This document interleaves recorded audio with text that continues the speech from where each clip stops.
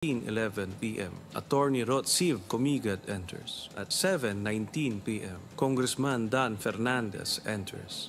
At 7:35 p.m., Congressman Benny Abante enters. At 7:35 p.m., Congressman Dan Fernandez and Benny Abante leave the holding room. At 7:36:14 p.m., Colonel Grijaldo exits with Attorney Kilang and Attorney Comigat.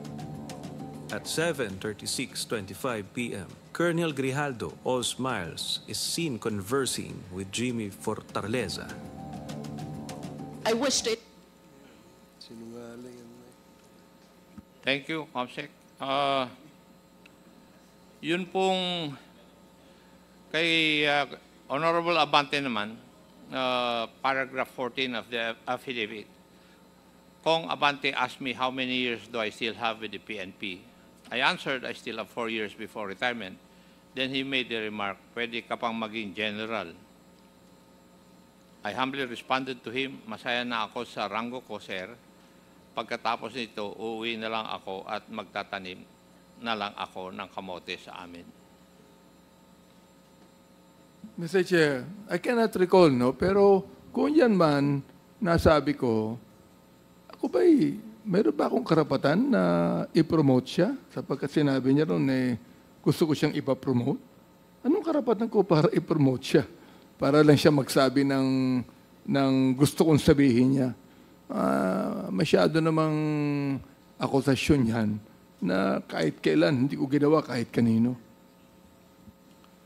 Thank you, Honorable Abante. Paragraph 15. The cordial conversation between us continued. So, walang animosity. Would you agree with that, Your Honors? Na cordial yung conversation niyo? Well, actually, Mr. Chairman, di mo pa binabanggit yan. Kanina sinabi ko nga, after na tinanong na namin yung mga ilang provision dun sa paragraph niya, na alam ko na hindi naman tayo makakakuha ng magandang resulta dun sa confirmation ng betting, sabi ko nga, naging light na lang yung usapan. Hindi ko na alam kung ano mga napag-usapan. At, but after that, umalis na ako. Tapos sumunod na si Congressman Benny. Pero dinagdag niya sa kanya. Mr. Chair, tama. Tama ho. Tama yung sinabi ni Chairman Dan na very cordial. Very light ang usapan namin. Para nabibiroan pa kami dun nabanggit niya na siya magtatanim ng kamote. Hindi ba biro yun? Yung ba totoo ba yun na magtatanim talaga siya ng kamote pagkatapos na mag-retire? Saka, in all due respect, Mr. Chair, if I may, Mr. Chair, may I be allowed to speak? Kasi, alam niyo po, napakasama naman po ng magiging action namin if we have done something like that without the prior approval of the members of the, the chairman of the Quadcom. Never na ginawa po ng bawat isa sa atin yan na meron po tayong gagawing betting ay hindi nalalaman po ng ating pong mga kasamahan. And yung pong, most especially, kung yung pong coercion at harassment na kung gagawin po namin ay mapuput into jeopardy, lahat ng ginawa po ng Quadcom. And hindi naman po kami ganun ka-bobo para gawin yung bagay na yon na alam namin na magkakaroon ng bad repercussion kung sakali na hindi mag-a-agree po si Colonel Grijaldo. And well, ako kasi medyo, basically, nasaktan po ako doon. Kasi nga, I was expecting that Colonel Garma, through sa mga lawyers niya, na binanggit na hindi, si Colonel Grijaldo was my parang kasakasamahan na niya before. And they were very close. And yung expectation mo na sasabihin niya doon na kino-confirm niya, then suddenly, nawala. Kaya po ako medyo na-disappoint during that time. But of course, kasama yun, marami na tayong ganyang kausap na talagang afterwards, hindi naman talaga na-confirm. But, yun na nga, nagpapasalamat po ako sa committee na to na nabigyan po tayo ng pagkakataon para liwanagin tong issue na talagang nahirapan po tayo dahil sa hindi po pag-attend ni Colonel Grijaldo. Mr. Chair, sa totoo lang, kung siya nasaktan, si Congressman Dan Fernandez, ako naman na-offend. Sapagkat sa rotohan na lang, Nasa mukha ba namin na magko-coerce? Nasa mukha niya. Nasa mukha ba ni Congressman Fernandez na mag-coerce? Ako, nasa mukha ko ba mag-coerce? Tingnan niyo nga po yung mukha niya.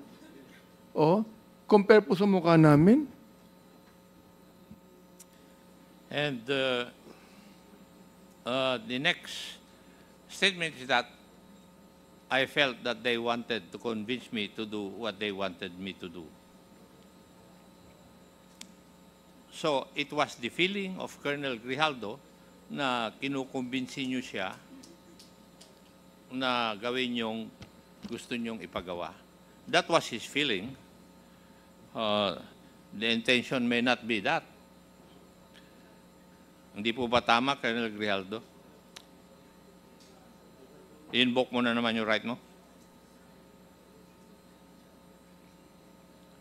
Tama ba yung state mo? I felt that they wanted to convince me to do what they wanted me to do. I stand by my statement, Your Honor. Sagutin mo yung tanong ko. I would like to invoke my right. Mr. Chair. Your Honor. May I move that we cite Colonel Grijaldo in contempt for violation of Section 11, Paragraph C, refusal to answer relevant questions? So move, Mr. Chair. Second. There is a motion to cite in contempt Colonel Grijaldo for violating Section 11, Paragraph C of our Rules of Procedure governing inquiries in aid of legislation, and it was duly seconded. Are there any objections? Hearing none, the motion is approved. You are again cited in contempt. Mr. Chairman, Is Congressman Acop done with this interpellation? Mr. Chair, my motion needs another motion from any member of this committee because we have to determine where or what is the duration of his penalty and where he would be incarcerated. Mr. Chair. Is there any motion? Mr. Chairman, Congressman Congressman Paduano. while the rules of the House now with regards to Section 11, citing a resource person in contempt, the detention, no? The place of detention lies with of course, the chairman of this honorable committee. May I respectfully move, Mr. Chairman, that we will transfer, in this contempt order, I move that we will detain Colonel Grijaldo at para malapit-lapit lang sa batasan at Station 6, Mr. Chairman. So move, Mr. Chairman. Are you referring to Station 6 of the Quezon City, Mr. Chairman. Dito lang yan sa batasan. Okay, So move, Mr. Chairman. there is a motion to detain, transfer the detention of Colonel Grijaldo to Station 6 of the Quezon City Police Station. Are there any second? Duly seconded. Any objections? Hearing none, the motion is approved.